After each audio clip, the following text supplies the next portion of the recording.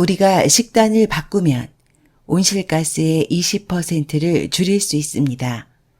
파괴되는 숲과 바다를 지킬 수 있고 북극의 펭귄과 북극곰도 살릴 수 있습니다. 만성질환이 사라지고 의료비 지출도 줄일 수 있습니다.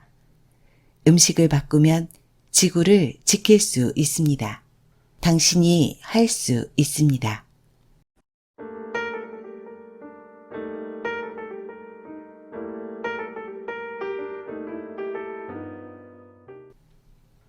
건강한 지식을 함께하는 세이버스입니다.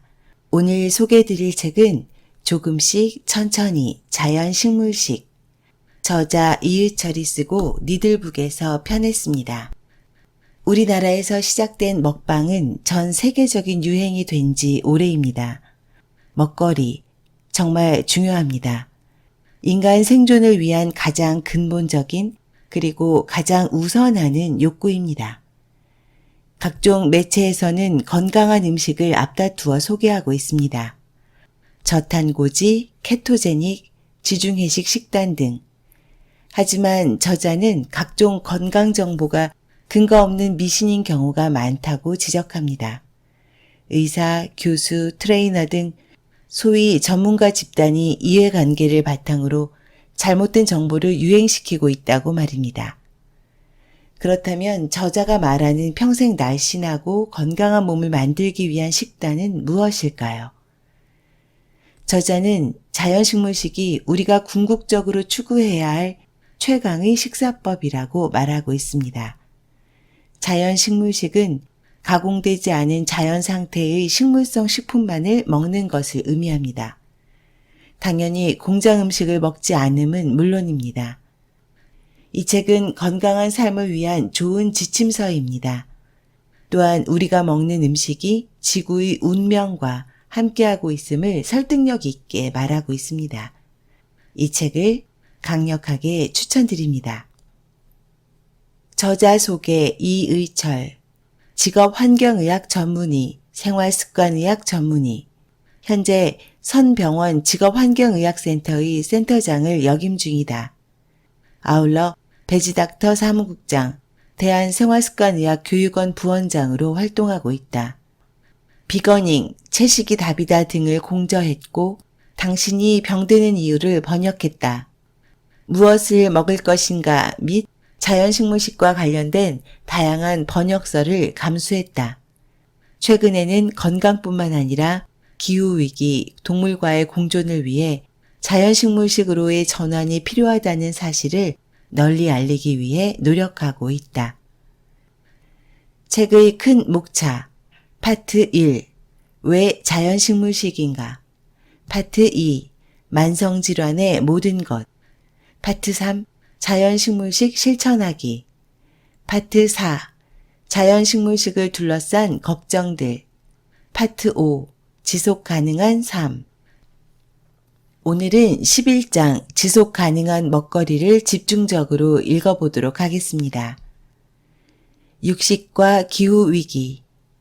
국제에너지기구에 따르면 2017년 기준 한국은 세계에서 7번째로 많은 6억 톤의 이산화탄소를 배출하고 1인당 배출량은 세계에서 4번째로 많다고 한다. 이렇게 많은 온실가스를 배출하고 기후위기 악화에 책임이 있음에도 우리 사회는 기후위기의 심각성이나 온실가스 배출을 줄이기 위한 노력에 그다지 관심이 없어 보인다. 환경보다 경제성장, 가성비, 욕구 충족이 최고의 가치로 인정받고 있다. 반면에 미국, 유럽 등의 국가들은 실질적으로 온실가스 배출을 줄여나가고 있다. 상황이 이렇다 보니 한국은 국제사회에서 기후악당이라는 오명을 얻고 말았다. 2019년 독일의 청소년들을 대상으로 진행한 설문조사에서 71%의 청소년들이 어떤 조건에서도 환경을 먼저 생각해 행동하겠다고 답했다.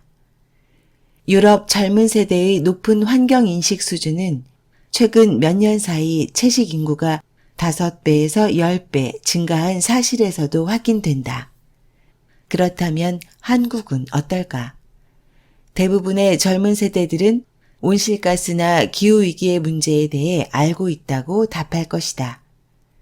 하지만 환경재난과 기후위기를 극복하기 위해 자신의 행동을 적극적으로 바꾸겠다는 사람들은 과연 몇이나 될지 의문이다. 최근 서구 국가들에서 보이는 급격한 채식 인구의 증가와 채식 산업의 성장은 심화된 기후위기와 밀접한 관련이 있다.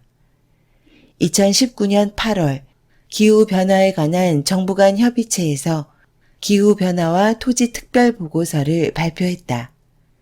이에 따르면 전 세계 인구가 동물성 식품을 전혀 섭취하지 않는 비건이 되면 80억 톤의 온실가스를 줄일 수 있을 것으로 추정된다. 80억 톤의 온실가스라 하면 2018년 기준 인간이 배출한 온실가스 371억 톤의 22%에 해당하는 양이다. 에너지 생산과 운송 방식을 친환경적으로 바꾼다 한들 현재의 식단에 변화가 없으면 기후위기에 효과적으로 대응할 수 없기에 IPCC에서 특별 보고서를 발표한 것이다. 현재 세계 농경지의 77%가 가축을 위한 방목지나 사료 생산을 위해 사용되고 있다. 동물성 식품이 전 세계 칼로리의 18%만 공급하고 있는데도 말이다. 지난 50년간 전 세계 1인당 고기 및 식물성 기름 소비가 2배 증가했고 이로 인해 방대한 밀림이 파괴되고 있다. 밀림이 농경지로 바뀌면 밀림이 흡수하던 이산화탄소가 그대로 대기 중에 남아 매년 52억 톤의 이산화탄소가 증가하게 된다. 뿐만 아니라 가축들이 트림과 방귀로 내뿜는 메탄, 분뇨 처리 과정에서 발생하는 메탄과 아산화질소, 농지에 과량으로 투입된 화학비료와 분뇨로 인해 발생하는 아산화질소, 이 모든 것들로 인한 온실 효과도 이산화탄소 62억 톤 정도에 해당한다. 메탄과 아산화질소는 이산화탄소에 비해 각각 28배, 256배의 온실 효과가 크기 때문에 소량만으로도 기후위기에 지대한 영향을 미친다. 게다가 사료 및 육류 운반 등에 의해 26에서 52억 톤의 이산화탄소가 추가로 발생한다. 현재 한국은 가축 사료의 대부분을 수입하고 있는데 2019년 브라질에서 대두의 87.5%, 옥수수의 36.3%를, 아르헨티나에서 옥수수의 32%를, 미국에서 옥수수의 22.4%를, 우크라이나에서 밀의 50%를 수입했다. 궁극적으로 아마존 밀림이 파괴될 수밖에 없는 구조다. 2020년 국제노동기구와 미주개발은행이 공동으로 발표한 라틴 아메리카의 온실가스 순배출 제로와 고용 창출을 위한 보고서에는 동물성 식품에서 식물성 식품으로의 식단 전환을 통해 라틴 아메리카 온실가스 배출의 주범인 삼림 파괴를 중단하고 나무 심기 캠페인을 벌이겠다는 계획이 담겨 있다. 하지만 이 계획이 성공하려면 라틴 아메리카에서 사료와 고기를 수입하는 나라들에서 동물성 식품 소비량이 적어도 60%는 감소해야 한다는 점을 분명히 하고 있다. 한국에서 한우, 한돈을 지금과 같이 소비하는 한 라틴 아메리카의 온실가스 감축과 일자리 창출 노력은 수포로 돌아갈 수밖에 없는 것이다. 그럼에도 정부는 육류 섭취를 줄이기 위한 농업 및 영양 정책을 수립하지 않고 있다. 반면 네덜란드는 자국민들에게 체계적으로 육류 및 어류 섭취 줄이기를 권하고 있다. 2016년 발표된 네덜란드 식이 가이드에서는 고기 섭취를 일주일에 2번 이내로 제한하고 생선 섭취도 일주일에 1회 이내로 제한하며 식물성 식품을 통한 단백질 섭취를 권한다. 더 나아가 네덜란드 교육부는 2018년부터 모든 공식 행사의 식단을 채식으로 제공하고 고기나 생선을 요청하는 사람들에게만 동물성 식품을 제공한다는 결정을 내렸다. 과거에는 고기가 기본이고 채식을 요청하는 사람들에게만 채식 옵션을 제공했지만 이제는 채식이 기본이고 육식이 옵션이다. 바꿔 말해 채식이 뉴 노멀이 된 것이다. 뿐만 아니라 네덜란드 의학계에서는 로테르담 연구를 통해 동물성 단백질이 당뇨병을 증가시키고 심혈관 질환 및 암으로 인한 사망을 증가시킨다는 연구 결과를 발표함으로써 새로운 식이 가이드의 타당성을 뒷받침해주고 있다. 한국도 더 늦기 전에 이러한 국제사회의 흐름에 동참해야 한다. 국민 건강과 온실가스 배출 감소를 위해 정부가 나서서 축산 및 육식 제한, 채식 장려 정책을 수립해야 한다. 정부가 기후위기의 심각성을 알리고 기후위기에 대응하는 데 필요한 사회의 전반적인 변화에 대해 설명하고 국민들의 협조를 구해야 한다. 그렇지 않으면 코로나19 대유행으로 비롯된 경제, 사회, 고용 관련 문제들이 기후위기 시대에는 감당할 수 없을 정도로 증폭될 것이다. 공장식 축산이 없어져야 GMO가 사라진다. 많은 환경운동가, 유기농 생산자, 생활협동조합 활동가, 종교인들은 GMO 식품을 극도로 반대한다. GMO는 유전자 변형 생물체의 약자이며 GMO 식품은 유전자를 변형시킨 농산물, 축산물, 수산물 및 이 식품들이 재료로 쓰인 가공식품을 뜻한다. 현재 재배되고 있는 GMO 작물은 대부분 제초제 내성 유전자와 살충 유전자가 삽입된 제초제 내성, 해충 저항성 작물이다. 많은 사회운동가들이 GMO 작물을 반대하는 입장에 서 있는데 반해 상당수의 과학자들은 GMO 작물에 우호적인 태도를 취한다. 유전자 변형 기술은 이미 다양한 분야에서 활용되고 있으므로 이 기술을 식품에 적용하는 것 또한 큰 문제가 없을 것으로 보는 것이다. 실제로 인슐린, 백신, 비타민 B12 등 많은 의약품과 보충제가 유전자 변형 및 재조합 기술을 통해 생산된다. 문제는 제약회사의 유전자 변형 세균 배양과 농사를 짓는 논이나 밭, 숲은 조건이 완전히 다르다는 데 있다. 제약회사의 배양 환경은 철저히 통제되지만 농업 환경은 GMO 작물과 일반 작물이 철저히 구분될 수 없다. 벌, 나비 같은 곤충이나 바람에 의해 GMO 작물의 꽃가루가 일반 작물로 옮겨지는 교차 수분이 얼마든지 발생할 수 있다. 때문에 GMO 작물 재배가 증가할수록 일반 작물의 GMO 유전자 오염이 증가해 예상치 못한 상황이 발생할 수 있다. 이 사실 하나만으로도 유전자 변형 기술을 농업에 도입하는 것을 금지해야 하는 근거는 충분하다. GMO 감자를 먹은 쥐들은 열흘 만에 뇌와 간이 작아지고 췌장과 소장이 커졌다. 백혈구의 면역 반응이 느려지고 암으로 발전할 수 있는 증식성 세포 성장이 초래되었다. 제초제 내성 옥수수를 24개월간 먹은 수컷 쥐에서 간과 담도에 종양이 2.3배 더 많이 발생했다. 암컷 쥐에서는 유방과 뇌하 수체에 종양이 1.7배 더 많이 발생했다. 뿐만 아니라 실험 도중 GMO 옥수수를 먹은 쥐들에게 거대한 종양이 발생해 윤리적 이유로 안락사를 시킬 수밖에 없었던 사례도 발생했다. 이런 논란에도 여전히 GMO 콩과 옥수수가 재배되고 있는 근본적인 이유는 GMO 콩이나 옥수수가 직접적인 식용보다 주로 가축 사료 및 식용유, 녹말, 당분 등의 원재료로 쓰이기 때문이다. 한국은 대부분의 가축 사료를 수입하는데 사료의 70-80%를 미국, 브라질, 아르헨티나 등지에서 수입한다. 공교롭게도 이들 국가 모두 GMO 작물 재배에 앞장서고 있다. 한국처럼 GMO 사료를 수입해 축산을 하는 나라가 있는 한 GMO 콩과 옥수수 재배는 줄어들지 않고 이 작물들을 재배하기 위한 아마존 밀림 파괴도 계속될 수밖에 없다. 땅과 물이 비료에 오염됨으로써 제초제 내성 GMO가 아닌 종자는 아예 자라지도 못하는 땅이 늘어나는 것이다. GMO 작물의 끔찍한 현실을 깨달았다면 GMO 사료 수입 전면 중단을 요구해야 마땅하다. 그리고 GMO 작물 사료를 먹여 생산된 동물성 식품 섭취도 중단해야 한다. 그래야 GMO 작물 재배 면적을 줄일 수 있고 GMO 종자와 제초제를 판매하는 대기업들의 활동을 억제할 수 있다. 가축의 분뇨가 토양과 물을 오염시킨다. 4대강 사업이 완료된 이래로 여름만 되면 4대강 녹조에 대한 뉴스가 끊이지 않고 있다.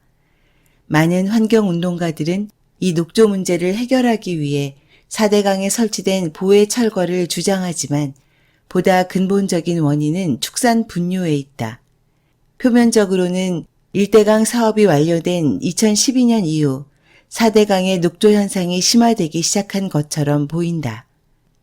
그런데 2012년은 축산 분뇨 해양 투기가 전면 금지되면서 육지에서 처리하는 가축 분뇨의 양이 본격적으로 증가한 해이기도 하다. 육지에서 처리하는 가축 분뇨의 양이 증가하고 4대강 사업에 의해 유속이 느려지면서 녹조 현상이 발생하게 된 것이다.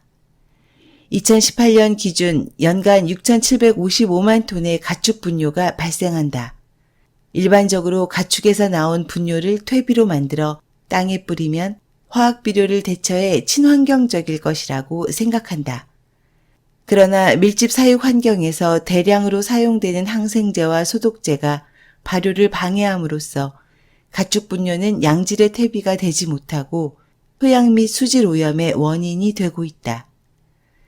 우리나라에서 사육되는 가축의 수는 땅이 감당할 수 있는 수준을 넘어선 지 오래다. OECD 국가들 중 한국은 2002년 이후로 줄곧 농지에 질소를 가장 많이 투입하고 있다. 화학 비료를 사용하지 않더라도 가축 분뇨만으로도 질소가 과잉으로 투입되는 상황인 것이다. 토양의 양분 수질을 맞추고 질소 균형을 유지하기 위해서는 사육하는 가축의 수를 줄이지 않으면 안 된다. 과잉 투입된 질소는 지하수로 스며들어 지하수의 질소 농도를 높이고 지하수를 더 이상 먹을 수 없는 물로 만든다. 이런 현상이 가장 심각한 지역은 제주도다. 과도한 제주 흑돼지 사육과 자원순환이라는 미명하에 진행된 마구잡이식 분뇨 살포로 돼지 분뇨가 집안 깊숙이 침투해 복원이 불가능한 지경에 이르렀다. 인근 주민들은 악취와 지하수 오염으로 고통받고 있다. 상황이 이렇다 보니 제주도는 양돈 분뇨 살포를 금지하는 한편 사육하는 돼지 수를 분뇨 처리 용량 이내로 줄이겠다고 발표했다. 분뇨의 오염 문제는 지하수 오염에 그치지 않는다.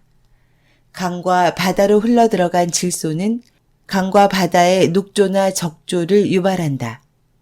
특히 바다로 흘러간 질소는 연안 해역의 식물성 플랑크톤을 폭발적으로 증가시켜 수심이 깊은 바다의 산소를 고갈시킨다. 이로 인해 새우, 게, 물고기는 물론 미생물조차도 살기 힘든 데드존, 죽음의 바다가 형성된다. 1950년대 45개 수준이던 데드존은 현재 700개 정도가 확인되고 실제로는 1000곳 이상일 것으로 추정된다. 한반도 주변에도 진해만과 가망만 등 남해안 인근 해안의 다수의 데드존이 확인된다.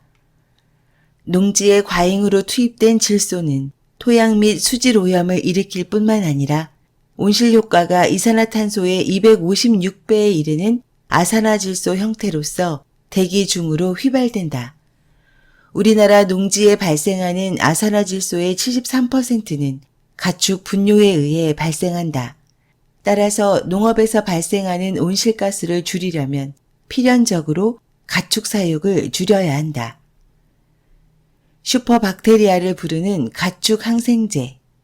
단위 면적당 최대 생산성을 위해 가축을 밀집 사육하다 보면 가축의 면역력이 쉽게 떨어져 항생제를 다량으로 사용할 수밖에 없다. 그런데 가축에게 다양한 항생제를 자주 투입하면 항생제에 내성이 있는 세균이 발생한다. 가축의 몸속에 들어간 항생제의 80-90%가 분뇨와 함께 배설되어 토양과 하천을 오염시키고 가축 분뇨 비료가 살포된 농지와 주변 하천도 오염시켜 항생제에 죽지 않는 내성균을 발생시킨다. 과도한 항생제는 동물과 환경에 내성균을 유발한다. 이 내성균은 가축 접촉, 식품 섭취, 가축 분뇨 살포 등의 경로를 통해 인간에게 전파된다. 실제로 2016년 영산강 유역 항생제 오염 조사를 했는데 가축 분뇨 퇴비화 시설 주변 토양과 하천에서 가축용 항생제가 검출됨으로써 축산물 퇴비 사용 시 토양과 하천 주변에 항생제 내성세균이 출현하고 생태계를 교란시킬 수 있다는 우려가 제기되었다. 한국은 유럽 국가들과 비교조차 할 수 없을 정도로 가혹한 밀집 사육을 하고 있어 가축에게 투여하는 항생제 양이 상당하다. 항생제를 질병의 예방 및 치료를 위해 사용한다고 생각하기 쉽지만 축산에서는 항생제를 주로 성장 촉진 목적으로 쓰고 있다. 사료에 소량의 항생제를 첨가하면 성장 속도가 50% 정도 증가하기 때문이다. 축산업계에서는 이를 사료 효율 증대라는 말로 표현한다. 우리나라는 성장 촉진 및 자가치료 목적의 가축 항생제 사용이 전체의 90% 이상을 차지할 정도로 무분별하게 가축 항생제가 남용되어 왔다. 2011년에 이르러서야 성장 촉진 목적의 항생제 사료 첨가가 금지되었다. 하지만 사료 첨가 항생제 양은 줄었으나 자가치료 목적의 가축 항생제 사용이 급격히 늘어 전체 가축용 항생제 사용량은 현재 1000톤 수준으로 큰 변화가 없다. 국제적으로 육류 1kg당 50mg 미만의 항생제가 권장되는데 우리나라는 2010년 기준 육류 1kg당 118mg을 사용하는 세계 최고 수준의 가축 항생제 사용 국가다. 한국은 슈퍼박테리아 위험 국가인 것이다. 현재 전 세계가 코로나19 바이러스로 엄청난 인명피해와 경제 위기를 겪고 있다. 그 시작은 평화롭게 살던 박쥐와 천상갑을 포획하고 밀접하게 접촉한 인간의 행위에서 비롯되었다.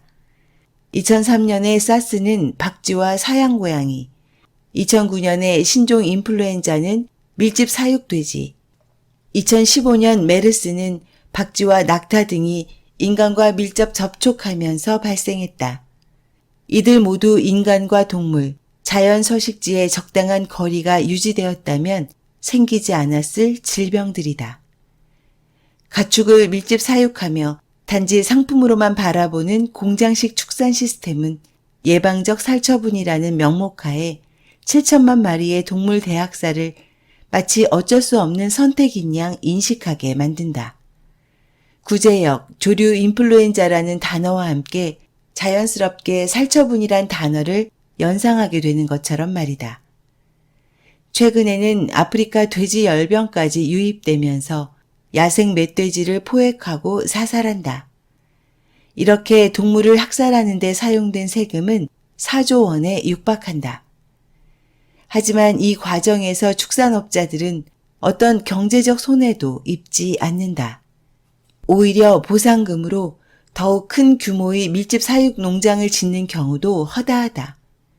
과연 이런 천문학적인 지원금으로 현재의 축산을 유지시키는 것이 문명국가에서 합리가 지배하는 사회에서 가능한 일인지 심각하게 고민할 때다. 무분별하게 사용되는 가축 항생제는 슈퍼박테리아뿐만 아니라 전혀 다른 종류의 건강 문제를 유발할 수도 있다. 저농도의 항생제가 가축의 성장을 촉진했듯 동물성 식품의 잔류 항생제 및 가축 항생제에 오염된 식수를 통한 저농도의 항생제 노출은 인간의 성장을 촉진해 대사 질환을 초래하고 장내 세균을 변화시켜 면역 관련 질환을 일으킬 가능성이 있다. 아직 가설 수준의 우려이지만 가축에서 관찰된 현상이 인간에게 일어나지 않도록 해야 한다. 사전주의의 원칙을 적용해 밀집 사육과 무분별한 가축 항생제 사용을 제한하는 정책을 단행할 필요가 있다. 음식이 지구를 바꾼다. 왜 우리가 먹는 음식에 관심을 가져야 하는지, 왜 어떤 음식은 건강에 좋지 않고 어떤 음식은 건강에 도움이 되는지, 우리가 먹는 음식이 어떻게 환경에 영향을 미치는지에 대한 보다 상세한 내용에 대해서는 큰 관심이 없다. 나는 이러한 현실이 안타까웠다. 그래서 제한된 지면이나마 우리가 먹는 음식에 관심을 가져야 하는 이유들을 독자들에게 전달하기 위해서 이 책을 집필하게 되었다. 기후위기가 본격화되고 그에 따른 새로운 건강 위협이 우리를 기다리고 있는 상황에서 우리는 여기에 맞서 싸울 경기장을 최대한 유리하게 만들어야 한다. 지금의 경기장은 기울어져 있어서 패배가 예정되어 있는 것이나 다름없다.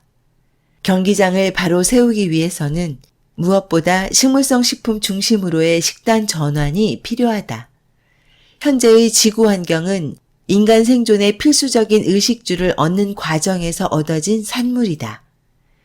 인간에게 유리하게 환경을 바꾼 덕분에 인구수는 지구 역사상 가장 많고 인간의 영향이 미치지 않는 곳이 없게 되었다. 공기는 미세먼지와 온실가스가 넘쳐나고 바다는 온갖 화학물질과 각종 쓰레기로 가득하다. 숲을 파괴하고 그 자리에 소, 돼지, 닭 등 인간이 선택한 특정 종만 밀집해서 사육하며 이 가축들을 먹일 사료를 재배한다. 언뜻 직면한 문제들이 너무나 거대하고 복잡해서 우리가 할 수 있는 일이 별로 없어 보일 수 있다. 그래서 패배감과 의욕 상실에 빠지기도 쉽다. 하지만 이 모든 문제들이 우리가 의식주를 해결하는 방식에서 비롯된 것이라면 생활 방식을 바꿈으로써 얼마든지 의미 있는 변화를 만들어낼 수 있다. 지금까지 이의철의 조금씩 천천히 자연식물식의 일부를 읽어드렸습니다. 어떻게 들으셨는지요? 저는 이러한 책이 한국 저자에 의해 출간된 것이 매우 기쁩니다. 저자는 오랫동안 베지닥터와 같은 채식 의사단체를 통해 활발한 활동을 해왔습니다. 저자의 강의를 인상 깊게 보기도 했습니다. 이 책은 우리가 본질적으로 어떤 음식을 먹어야 하는지 알려주고 있습니다. 그리고 그 음식이 우리의 건강과 지구의 운명을 바꿀 수 있음을 강조하고 있습니다. 그는 에필로그에서 이렇게 끝맺고 있습니다. 우리가 자연식물식으로 식단을 바꾸면 온실가스를 20%가량 줄일 수 있다. 파괴되는 숲을 보존할 수 있고 농지의 60% 이상을 다시 숲으로 만들 수 있다. 바다의 산성화와 수자원 남획을 줄일 수 있고 산호초와 북극의 펭귄, 북극곰도 살릴 수 있다. 이 커다란 변화들은 단지 인류의 건강을 파괴하는 음식을 먹지 않는 것만으로 충분히 얻을 수 있는 것들이다. 저자의 생각에 1000% 공감합니다. 다만 저자의 생각과 제 생각이 다른 부분도 있습니다. 저자는 밀가루는 무죄라고 강조합니다. 한국의 일일 식품 섭취량 변화 통계 자료를 통해 논증하고 있습니다. 정말 밀가루는 죄가 없을까요? 제 생각에 저자는 탄수화물을 항변하고 싶었던 것 같습니다. 저는 밀가루 음식은 인슐린 저항성과 염증 반응을 높인다고 생각합니다. 즉, 백미, 밀가루, 빵, 라면과 같은 정제 탄수화물 섭취를 되도록 피하는 것이 좋다고 생각합니다. 복합 탄수화물과 정제 탄수화물은 명백히 다릅니다. 또한 저자는 지방이 인슐린 저항성을 높이기 때문에 지방 섭취를 줄여야 한다고 합니다. 채식을 강조하는 책 중에서는 지방을 질병의 원죄로 취급하는 경우가 있습니다. 이 지적에 대해서도 생각이 좀 다릅니다. 지방은 우리 몸에 반드시 필요한 영양소입니다. 저는 견과류, 콩과 같은 식품을 통해 식물성 지방을 충분히 섭취해야 한다고 생각합니다. 결론은 어떤 식품으로 지방을 섭취하는지가 관건이라고 생각합니다. 이러한 논쟁의 여지에도 이 책은 대단히 잘 쓰여진 책입니다. 저자의 노력과 열정에 박수를 보냅니다. 지금까지 건강한 삶을 함께하는 세이버스였습니다. 여러분의 건강한 삶을 응원합니다. 감사합니다.